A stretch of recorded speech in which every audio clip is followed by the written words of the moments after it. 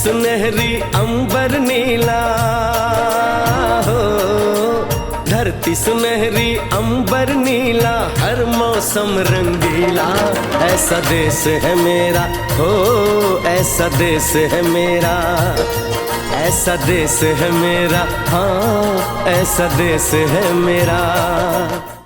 सर्वोच्च न्यायालयाच्या निर्णयानुसार इयत्ता 1ली ते इयत्ता 8वी पर्यंत अध्यापन करणाऱ्या प्राथमिक व माध्यमिक शिक्षकांना 2 वर्षात शिक्षक पात्रता परीक्षा उत्तीर्ण होणे बंधनकारक केल्यानंतर राज्यात शिक्षक संवर्गातून पदोन्नतीने पदे भरण्याच्या प्रक्रियेत शिक्षक पात्रता परीक्षा उत्तीर्ण असणे अनिवार्य करण्याचा निर्णय शालेय शिक्षण विभागाने घेतला। शिक्षण विभागाच्या निर्णयावर शिक्षक समितीच्या वतीने तीव्र नाराजगी व्यक्त केली आहे। या निर्णयाचा फेरविचार करण्याची मागणी शिक्षक समितीचे राज्याध्यक्ष विजय कोंबे व राज्य सरचिटणीस राजन कोरगावकर यांनी महाराष्ट्र राज्याचे शिक्षण संचालक यांच्याकडे निवेदनाद्वारे केली आहे। सर्वोच्च न्यायालयाने पारित केलेल्या 1 सप्टेंबर 2025 च्या न्याय निर्णयानुसार 1ली ते 8वी चे अध्यापन करणाऱ्या शिक्षकांना टीईटी शिक्षक पात्रता परीक्षा अनिवार्य केलेली आहे। मात्र सर्वोच्च न्यायालयाच्या या निर्णयाविरोधात देशभरातील अनेक राज्यातून राज्य सरकारने व अनेक शिक्षक संघटनांनी सर्वोच्च न्यायालयात पुनर्विचार याचिका दाखल केलेल्या आहेत। अनेक शिक्षक संघटनांनी राज्यस्तरावर देश पातळीवर आंदोलने केली आहेत। संसदेच्या पावसाळी अधिवेशनात खासदारांनी या प्रश्नासंदर्भात संसदेच्या दोन्ही सभागृहात प्रश्न उपस्थित करून नाराजगी व्यक्त केलेली आहे। आपण राज्यातील सर्व जिल्हा परिषदे टीईटी शिक्षक पात्रता परीक्षा संदर्भात माहिती मागवलेली आहे। ही माहिती राज्य शासनामार्फत केंद्र सरकारला योग्य तो निर्णय घेण्यासाठी व कारवाईसाठी सादर करायची आहे। केंद्र सरकारकडून टीईटी संदर्भात कोणत्या प्रकारचे अधिकृत धोरण जाहीर झालेले नाही।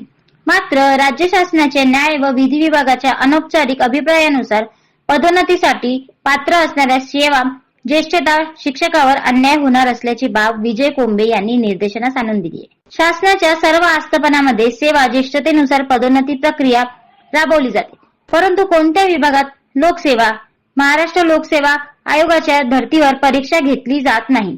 असे असताना मात्र शिक्षकावर अन्याय का असावा असा प्रश्न शिक्षक वर्गात उपस्थित केला जात आहे। साधारणपणे 25 ते 30 वर्षानंतर शिक्षकाला पदोन्नतीची संधी मिळते, परंतु टीईटीच्या निर्णयानुसार हजारो शिक्षक पदोन्नतीपासून वंचित राहण्याची शक्यता आहे। त्यामुळे शिक्षकावर खूप मोठा अन्याय होणार आहे। शिक्षकांना पदोन्नतीचा लाभ घेता येणार नाही।